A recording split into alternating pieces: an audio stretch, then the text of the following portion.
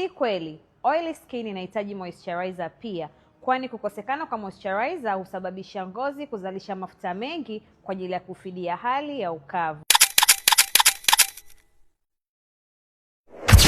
Ni kweli, unahitaji kupaka sunscreen ukiwa ndani, kwani miale ya jua aina ya UVA hupenya kwenye dirisha pamoja na vioo, hivyo kusababisha ngozi kuzeeka mapema pamoja na kushuka kwa kiwango cha collagen.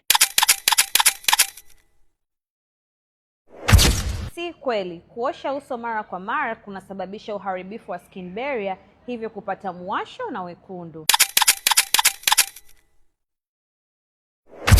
Si kweli, kilicho muhimu ni ingredients, uundaji wa bidhaa, pamoja na mpangilio mzuri wa routine kutoka kwa skincare consultant au daktari.